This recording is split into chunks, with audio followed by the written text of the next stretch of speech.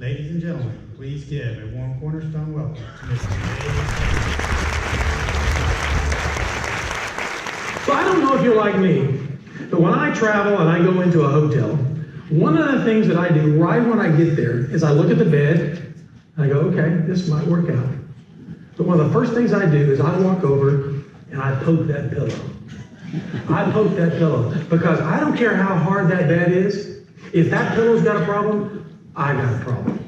And I don't know if you're like me, but I think we've got a pesky pillow problem here in America. Now you think I'm lying, but you go on Google, you go on Amazon, and you put in pillow. And what are you going to find? You're going to find bamboo pillows.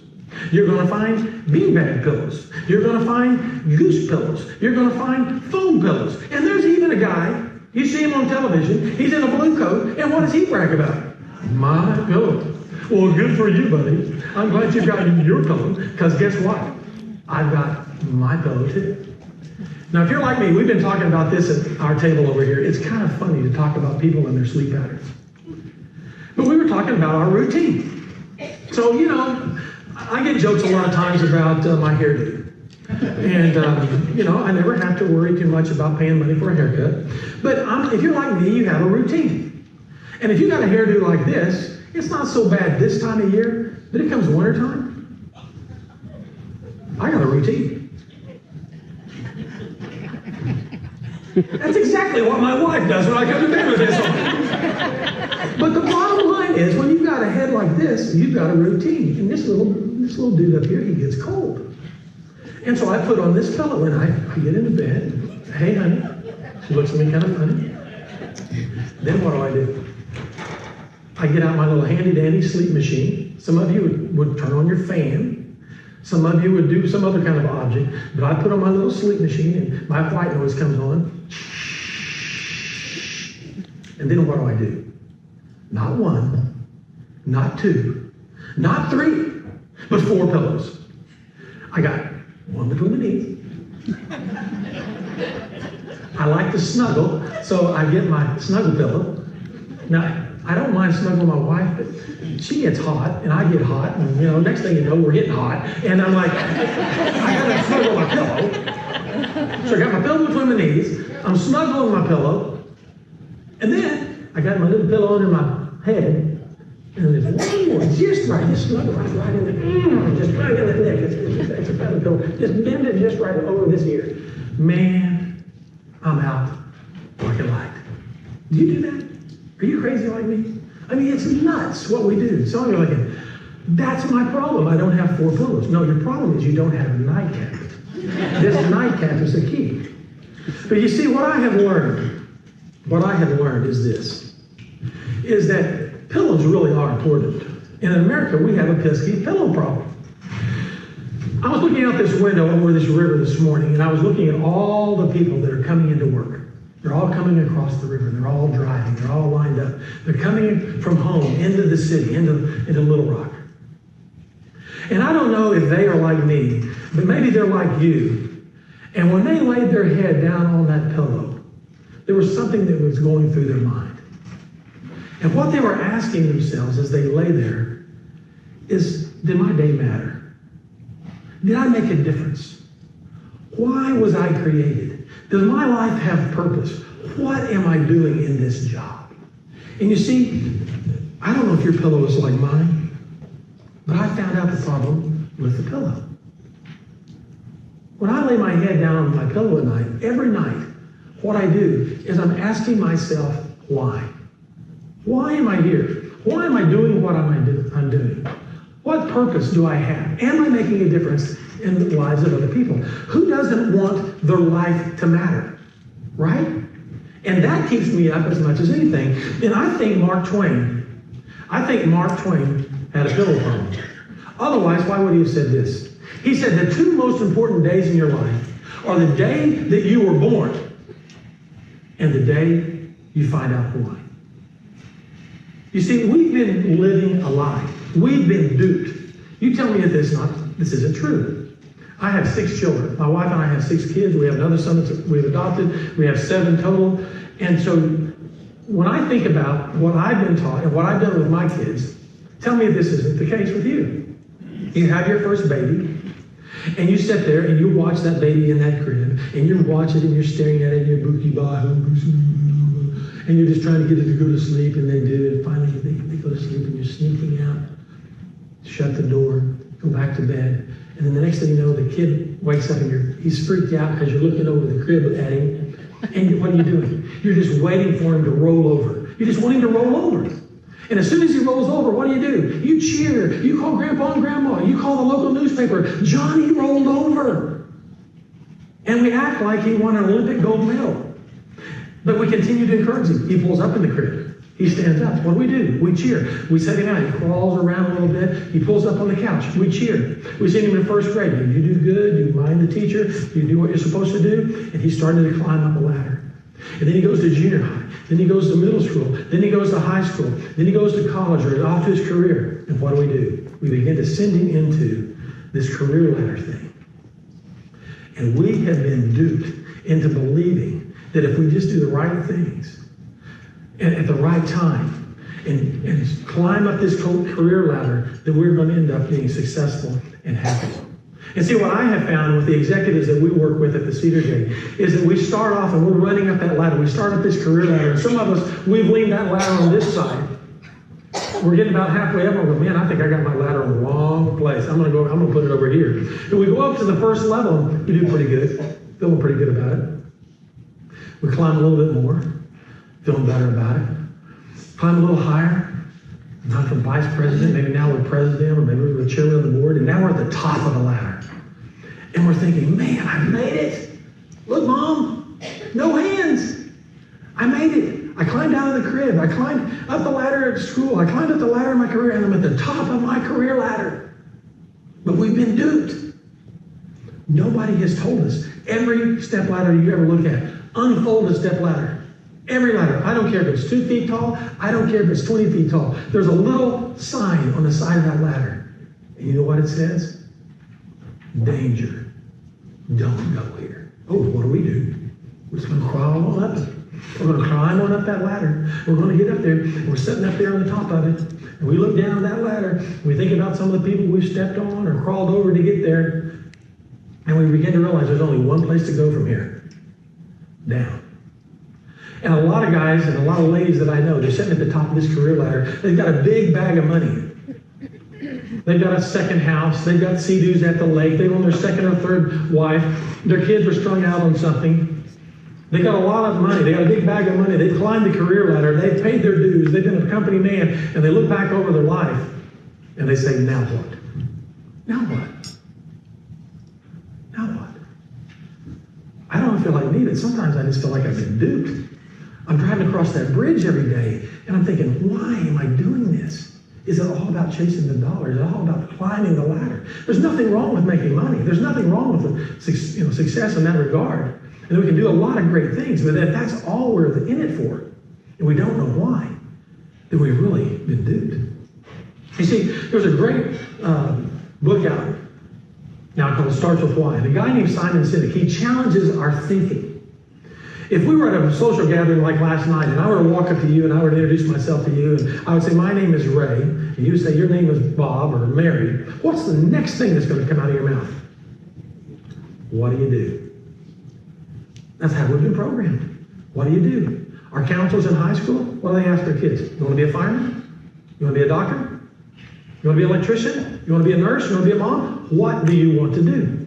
That's how we're programming ourselves from the very beginning. We ask ourselves, what do we want to do? You see, what you do is your platform. I'm standing on a platform.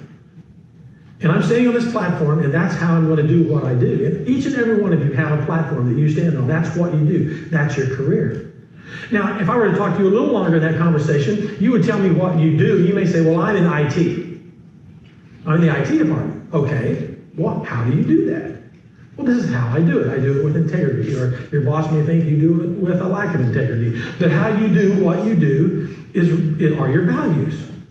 But here's the question nobody's asking. Why? Why do you do what you do? Why do you want to do what you do?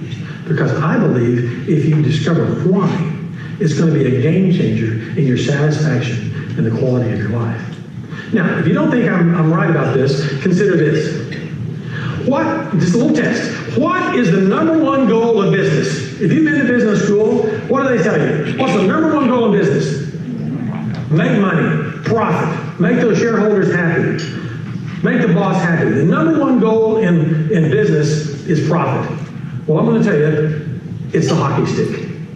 The number one goal in business is the hockey stick. You're going, okay, Sanders has lost his mind. What does he mean? The number one goal in business is the hockey stick? You don't believe me? Check this out. It's right here. See it?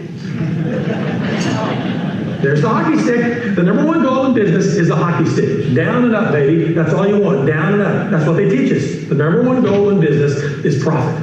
But then there was a great guy that came along. His name was John Maxwell. And he said, no, there's more to it than that. You see, the number one thing in business might be profit. But your number one asset is what? People.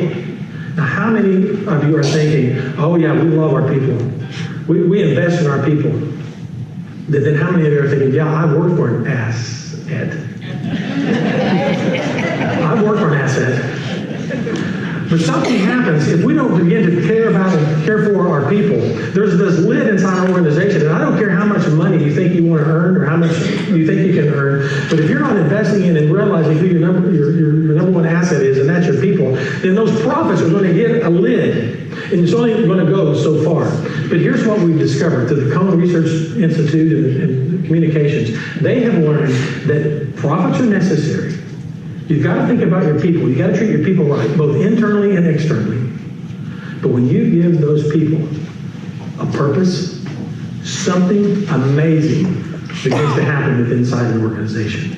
When people begin coming to work because they have a reason, they feel like there's a reason why they're coming to work, their life begins to have meaning. And it's not about filling out, a share draft or a checking account form.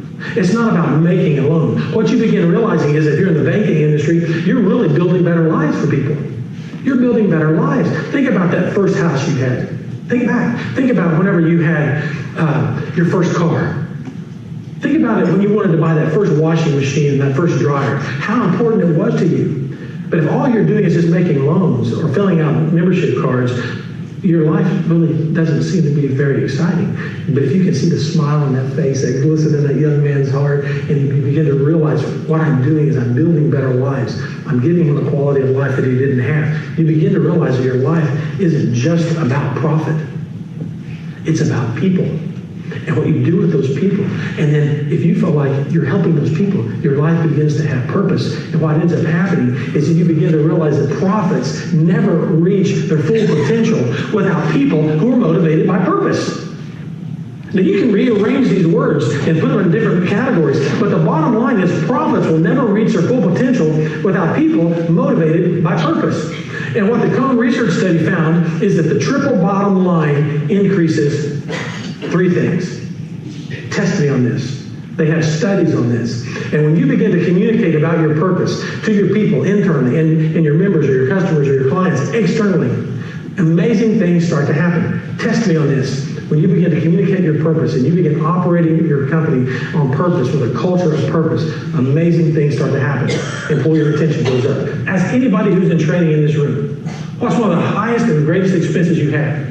It's in training people. You get them trained up and you send them off to somebody else. Employee retention goes up. What else happens? Member loyalty goes up. They don't want to go anywhere else. They remember that washer and dryer. They remember that car. And then who are they going to come to when they need a house? That member loyalty increases. And then what happens? If your employees are staying around, your customers, your members, your clients are staying around, what goes up? Profit. But if we focus on the profit, we focus on the transaction, and we focus on we focus on the relationship, what will happen? When we get it all backwards, we're focusing on what, but we're not focusing on why. You see, I believe that purpose-driven culture trumps strategy every time. A purpose-driven culture will trump strategy every time. I'm a strategist. Ask anybody who knows me. I love a whiteboard. I get in front of a whiteboard, I start getting the shakes. I want to draw. Seeing Craig up here doing all he's doing, I'm like, man, I can relate to that. I love strategy. But how many of you work for somebody that doesn't have any followers? A leader with no followers is just on a good walk. A leader, I mean, you may think you're leading because of your position, but if you look behind you and you have no followers, you're just a leader that's on a good walk. And see, you may decide what matters. You may decide what matters. You can make your plans. You can set your strategy in place. But we all know that the people are going to determine what works. I don't care. Put your strategy on the shelf. If the dogs won't eat it, it's not happening. Culture trumps strategy. You can have the best strategy in the world, but if you don't have a culture where that strategy can thrive, it's not going to happen. So what drives your culture? What kind of leader are you? So let's have a little game. Let's talk about what if bosses were like movie characters. Have you ever worked for this guy? This is his idea of raising people up.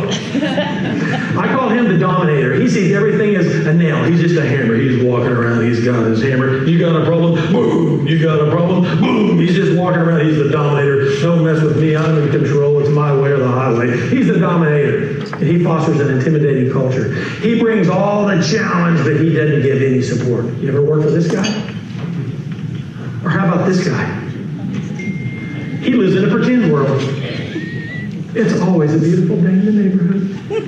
Come in here, I just want to give you a bear hug. It's like working for your mother. Oh, you look so pretty. You're wonderful. Everything's great. No challenge. Everything's just cuddly and warm and soft. He's the protector. He's the low challenge and all support. Then there's this guy. I call him the cowardly lion. He's the should-be king. He's the abdicator. He ought to be leading, but instead, what does he do? He's just a passive culture. He doesn't want to disturb anybody. He doesn't want to challenge anybody.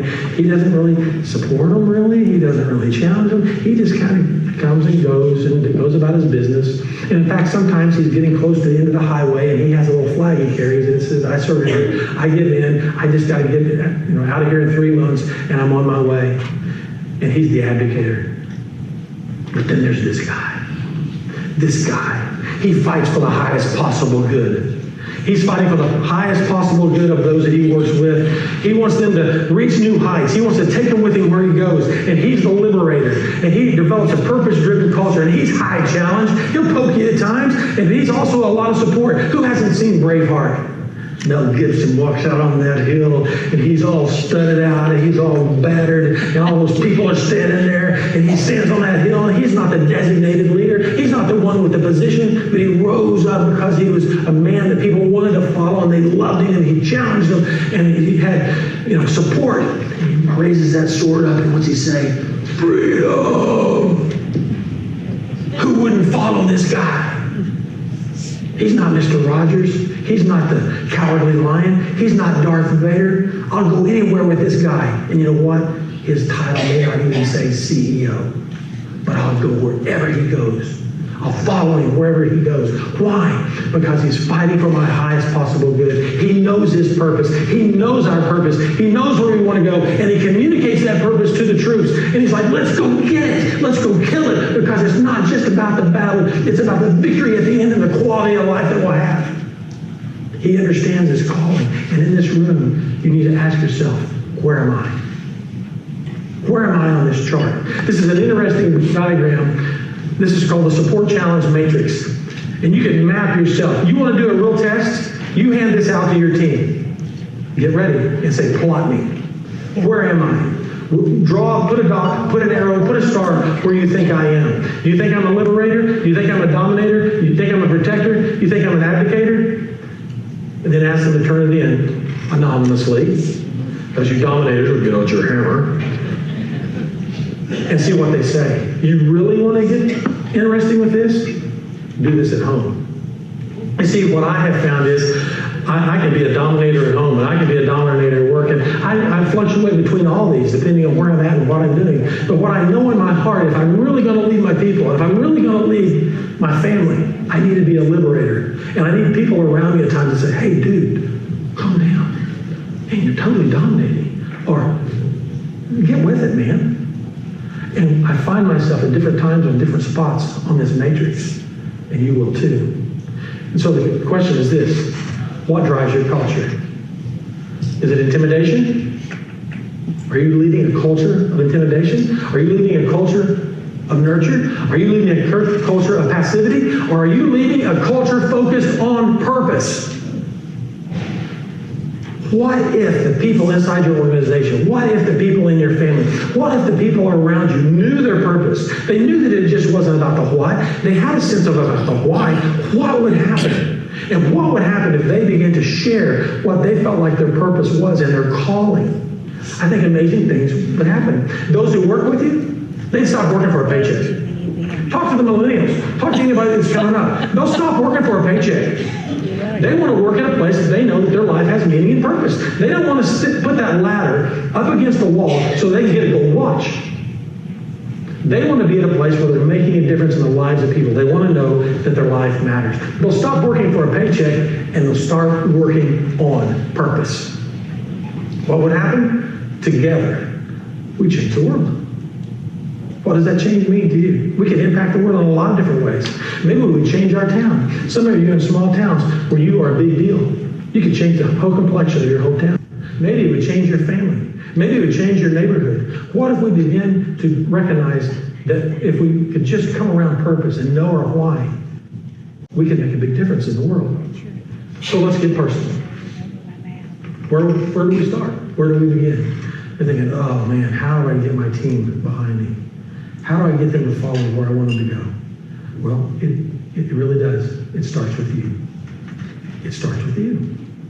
You see, what I've discovered is that on this pillow, there's a word. It's why. It's the pesky pillow problem. Every night when I lay my head on this pillow, my head nestles up, and I reflect on my day. I ask myself, why was I created? Is my life making a difference? But when it starts with me, what I figured out is, if every day I'll just do this, turn that pillow over. It's cooler on this side, by the way. Just turn this pillow over, and what you'll find is this is where the cool stuff starts to happen. If you were to get up tomorrow morning, test me on this. As you lay your head on your pillow tonight and you begin to ask yourself why, tomorrow morning when you get up, you just ask yourself this question: where can I find the one? Where can I find the one person? You see, I've had the privilege of serving internationally, bringing fresh water to people all around the world, and there's times when we've talked about bringing 1 million people water, fresh, clean water to save their lives. But if I forget to bring the one into my life, if I forget to find the one every morning, I'll never reach the millions out there somewhere. See, some of us, we get up in the morning and we walk right past the one. It's a 9-year-old little girl, or it's an 8-year-old little boy, or maybe it's our wife. And maybe 5 more minutes at the breakfast table over cereal, we could have found the one. We go to the convenience store and we go to the guy in there, and he's from another country, and we go in and we buy our hot coffee and we blaze out of there every morning. And we never say anything, never ask him how he's doing. Then we go to work and we walk into our office, we got our head down, we got our coffee. We walk right past everybody, we sit down on our computer, flip it on, we get going, check emails, do whatever. We get up, we go to the potty, we go fill up our coffee cup, we go to lunch by ourselves, we come back in, we get back on our computer, get up and we leave again, and we've lost an opportunity to find the one that day. You see, finding the one was very important to me. When I was in high school, I was always a B teamer. You know what it means to be on the B team? It means you're at the top of the B team, but you're at the bottom of the A team. And I was at a basketball game one time, and I was sitting on the bench, and there was 30 seconds left in the game. And I'm sitting there, and if you're a B teamer and you're at the end of the bench, 30 seconds, you're thinking, if I could just get out of here in my warm-up and not have to go out on the court at this point, good deal. But what do you think happened? 30 seconds, not like what I have here right now. I lean back so the coach won't see me. I'm the only one in my warm-up. And what happens? Somebody fouled. Then what does he do? Sanders, get in there. I'm like, oh, it's okay, coach, it's fine. And I was just a big kind of chubby kid, and I knew why I was on the B team. And I get in, and I'm not a guard, I'm a big fat forward. And the guy down there has the ball, and he throws me the ball, and I get the ball, and it's just like right now, there's all these lights, and there's all these people, and I get the ball, and it's this big chubby fat kid, boom, boom, boom. And I get it half court, and I kid you not, what do? I kick the ball up to the other end. I should have been on the football team. And what happened? Game over. I was so upset, I ran down into the basement, hit my head on a pipe, had a knot on my head, and all the guys going, "Oh, Sanders, that's it's funny, it's so hilarious. And I'm like feeling this call. So here's where I'm going to make my last point, and it's this. A few days later, I'm at the gym. All the team's gone. I'm helping the coach. I always did. I came from a single-parent family. Coach Wilson, I still remember him. And you tell me you don't remember these people in your lives, and I'm challenging you to be this person in someone else's life. We're there together. He shuts the doors on the gym. Those metal push bars, you know what I'm talking about? He takes the chain, he puts it around it. He snaps it. I still hear it. It was dark. He snaps it. And he turns to me. I was standing right there. He turns to me. And he said, Sanders, let me tell you something. You and I both know you're never going to make it on the 18. He said, but you keep doing what you're doing. You keep working. You keep the attitude that you have, and you're going to be a leader someday. Now, how many years ago was that somebody in my life decided to invest in me? When you think about your life having purpose and you want to know your why, dare I say that it's as simple as the pillow problem. Just recognize that your life has meaning and purpose, and you don't have to think about huge numbers. Just simply go find the one. Be a liberator.